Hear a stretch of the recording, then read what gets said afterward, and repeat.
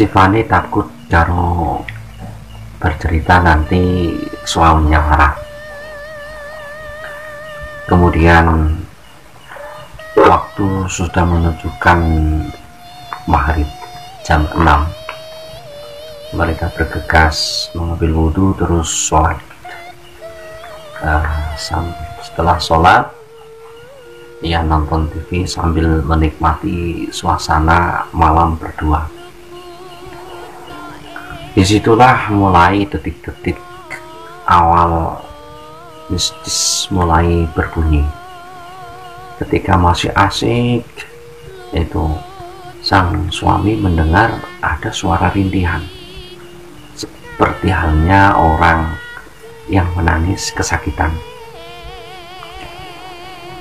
Dengan rasa penasaran, sang suami ke belakang melihat tidak ada satu orang pun di situ. Lalu dia duduk lagi.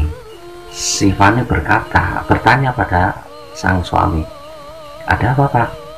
"Entah, tidak ada apa-apa kok. Tadi itu ada wirok atau..." "Oh gitu ya." Sambil menikmati, si Fani dan si Andi tadi mendengar dengan suara yang sangat jelas. Ada suara anak menangis seperti halnya anak yang masih dipukulin dengan seseorang. "Ampun Pak, ampun, ampun, sakit, sakit." Lalu suara itu menjerit, "Bapak, Ibu," sambil menangis itu. Lalu kedua tersebut bangun mencari sumber suara yang berada. Ternyata sumber suara itu ada di kamar yang ia singgasanai. Kemudian deh kedua itu bingung, kepanikan. Tidak terasa waktu sudah menunjukkan sekitar jam 11 malam. Si Adi dan si Fani memutuskan tidur karena besoknya mulai aktivitas kerja. Setelah dia siap-siap tidur,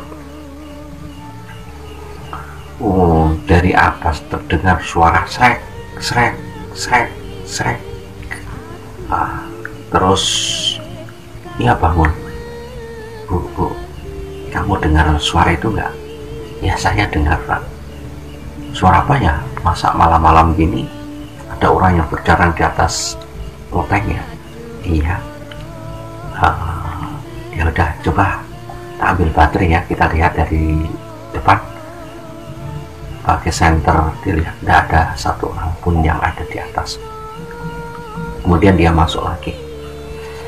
Setelah masuk rumah, lampu gelap padam seketika. Sang Fani menjerit ketakutan.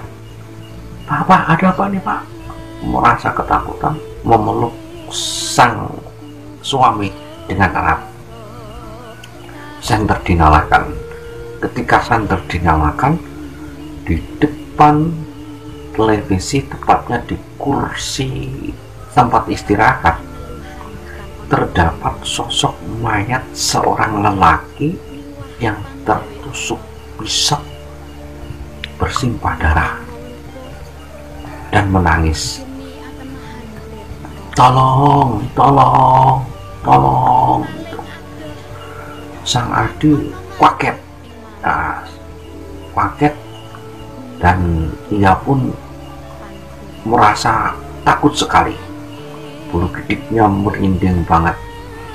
Lalu ia mencoba menyangkari lagi. Ternyata di situ tak ada orang pun.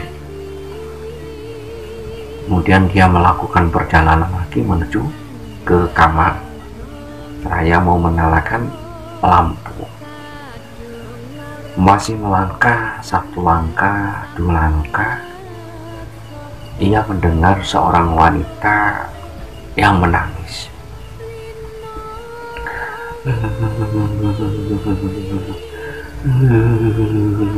Seperti halnya orang wanita yang setelah diperkosa.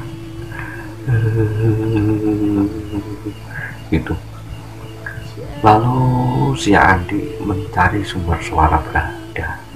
Dengan memakai senter, dia melihat sosok wanita membungkukkan badannya sambil berduduk dan menangis. Di bagian belakang punggungnya terdapat pisau yang menusuk di bagian punggungnya, bersimpah darah. Lalu sang adik dan si Fani kaget tercengang, seakan-akan dia tidak bisa lari. Mau lari tidak bisa lari, hanya bisa berdiri dan melihat sang wanita yang sedang menangis. Lalu sang wanita tersebut menengok penuh dengan wajah kasihan. Setelah itu lampu secara seketika nyala. Dia duduk di depan pintu masuk ke kamar. Pak, kita keluar aja ya Pak dari rumah sini Pak. Ya kita keluar aja nih. Gini aja, kalau kita aja gimana? Kita tanya-tanya warga dulu. Udah Pak, ayo kita keluar aja Pak. Besok kita cari kontrakan yang lain aja Pak. Ya tenang, jangan takut. Aku ada di sampingmu kok, kata si Andi. Ya sekedar itu si Andi mengambil kunci mobil, berniatan keluar dari rumah untuk menghibur diri, dikarenakan rasa takut yang menghantui. Kemudian bergegas keluar dari rumah. Sesampainya di pintu depan, pintu terkunci, tidak bisa dibuka. Ia pun takut banget. Lampu langsung padam seketika. Sang Andi dengan rasa gugup membuka pintu. Lalu ia mendongkrak pintu seraya dengan niatan supaya bisa keluar dari rumah. Setelah itu dia keluar dari rumah. Dengan dentuman tangannya, pintu bisa terbuka. Suara pun begitu keras. Lalu kemudian dia lari keluar dari rumah tersebut, dan di situ bertemu dengan seorang nenek-nenek mencegat dia mau keluar, dicegat. Nah, nenek-nenek itu berkata, "Neng ngopo le kok Melayu?" Bahasa Jawanya gitu. "Kenapa le kok lari ketakutan?" "Nek, aku tadi di dalam melihat sosok makhluk yang sangat menakutkan." "Oh, jangan takut, tidak apa-apa kok. Itu cuma ingin menyampaikan sesuatu kepada kamu." Lalu rasa takut pun udah agak reda. Setelah itu dia masuk ke dalam, menyalakan lampu, dan waktu pun sudah menunjukkan jam 3:30, hampir subuh gitu.